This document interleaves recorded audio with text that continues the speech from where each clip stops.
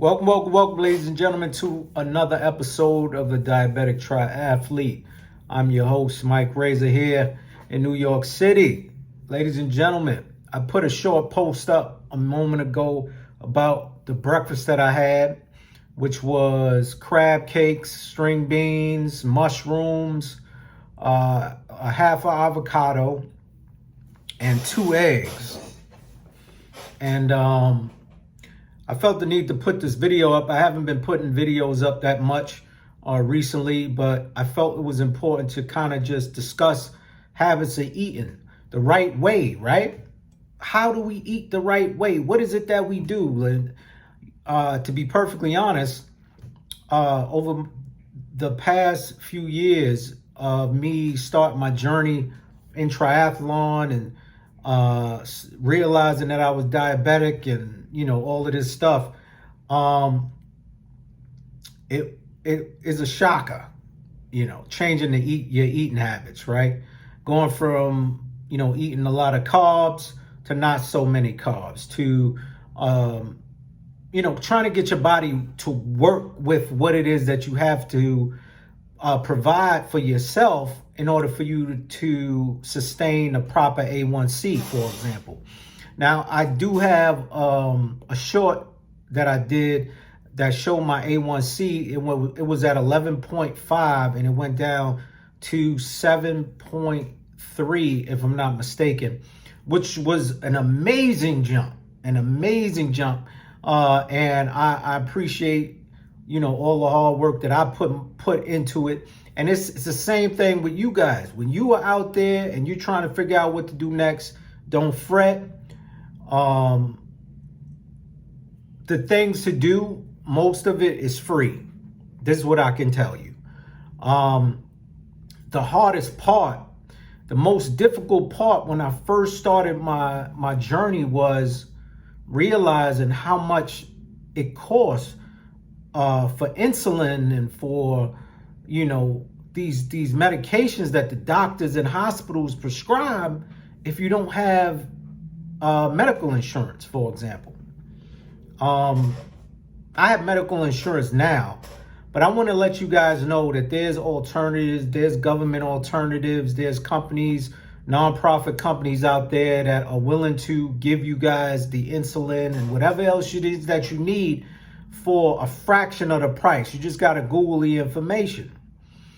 But I had a serious conversation with my mother and my family, and I had to let them know, like, this is ridiculous. I wanted to go out and start protesting, right? But at the same time, we can't blame this thing on anybody else, right? It's all on us. We are in a situation where we used to eat in a certain way or doing certain things that have now put us in this predicament. Now, some people believe that it's hereditary. And honestly, in my opinion, I don't think it's hereditary. I just think that it's the way that our family is used to eating. So when we eat the way that our mother, father, grandparents used to eat, everything that they had to deal with, we have to deal with. But now we got to change that. This is the transition. And the hardest part is really the hunger pains, to be honest, sometimes.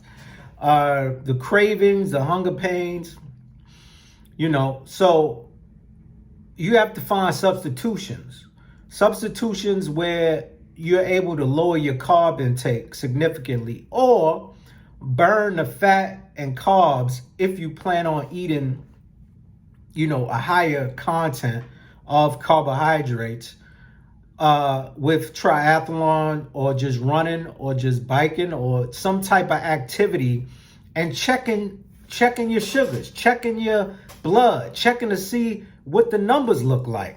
This way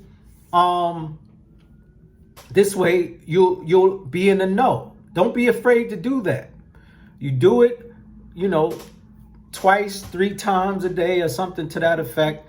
Do it at like 2 hours after you eat, for example, to see where it is. Do it prior to you eating, and then do it 2 hours after. This way you could see the difference. How is this food affecting my sugar levels? How is it affecting my emotions, my mood? When you begin to see that, you begin on, oh man, this is why I was frustrated on this day at this time. Or, oh no, this food is doing really well. I can eat this. But honestly speaking, let's be transparent here. Eat healthy, right? Eat your string beans, eat your mushrooms, eat your vegetables. The thing is, there's certain vegetables that are high in carbohydrates, starches, potatoes, what else? Certain beans. But just be mindful of that and test it. Always test yourself. This way you could see, okay, this is what I'm doing. I'm gonna go ahead and eat this spinach salad. It has this in it, that in it, and find out what the effects are. Since doing triathlon, I felt my body actually feel feel way more healthier. My sugar's lower. From looking at all my numbers, going to the doctors and what have you, I noticed that my sugar levels drop faster now than they did before, and that's probably because of the fat that's been burning from the liver, from the internal organs, which you have in individuals who are noticeably obese and those who are not noticeably obese, where the fat is internal. And honestly speaking, if you don't like the doctors, if you don't like going to the hospital, if you don't like dealing with that, getting stuck every single morning at 3 o'clock in the morning, 4 o'clock in the morning, and waking you up, having to do it, talking about, oh, they have to keep checking morning, noon, and night, and then them deliberately giving you food that they know is going to raise your blood sugar. Why? I don't know. I don't know why they always do that.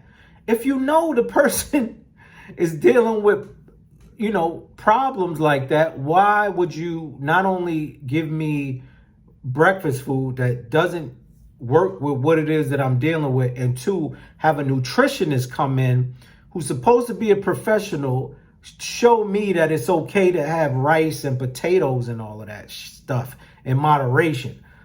Honestly, I like rice.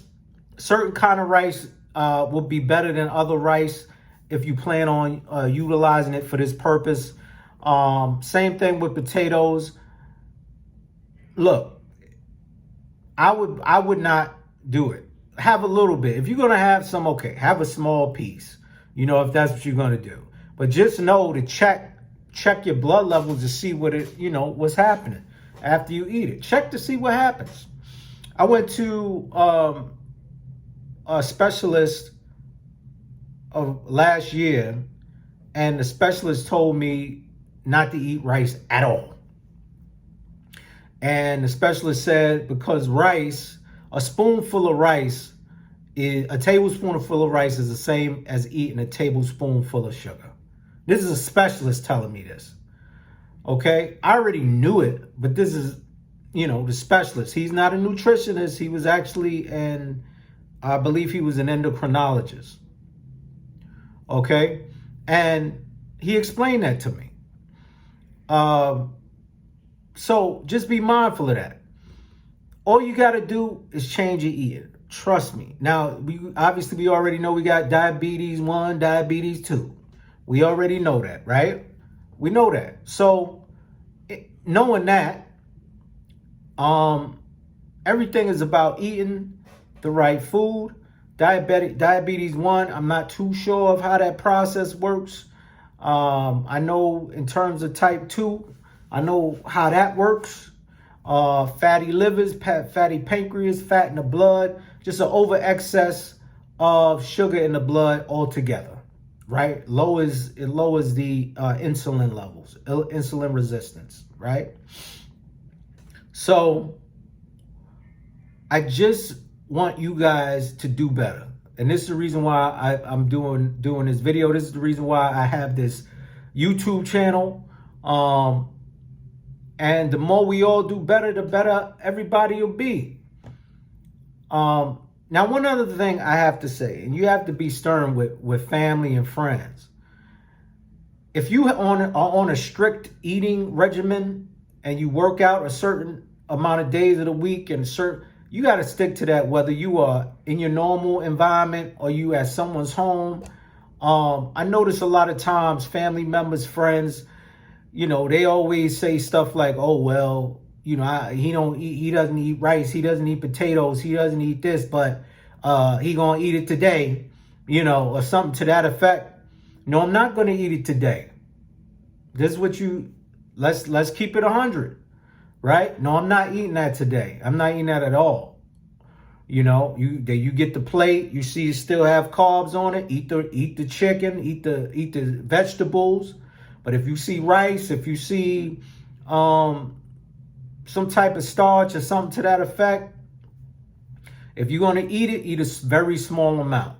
Fine. But just know to check your meter, check your sugar, and to make sure that it doesn't go up too far. If so, use your insulin, however the doctor has prescribed, right? I'm only telling you this from my personal experience. This is why I'm saying this, okay? But to avoid having to do that, you could go ahead and just not eat the carbs at all. You know what I mean? The vegetables, they not only have carbs, they also have fiber. So the fiber offset the carb intake, right? You get like different forms of nuts. It's like a slow breakdown of carbs.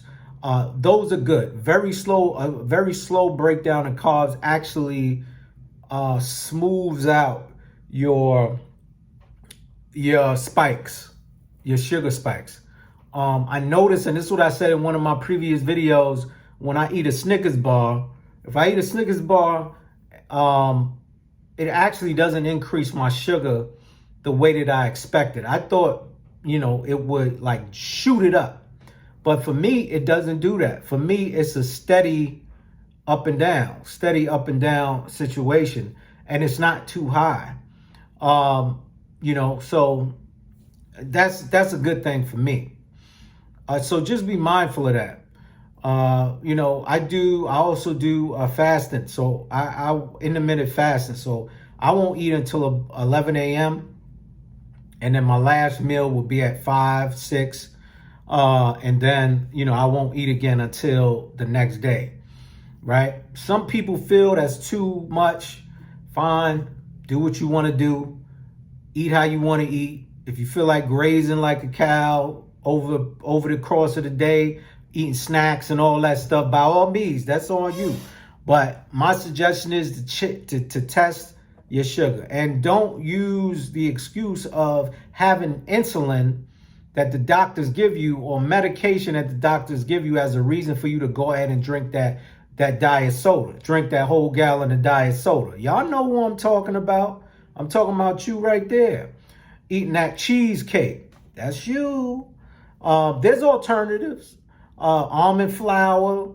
Various other options that allow you to still indulge but not have that huge spike. Strawberries with whipped cream. Very low carbs.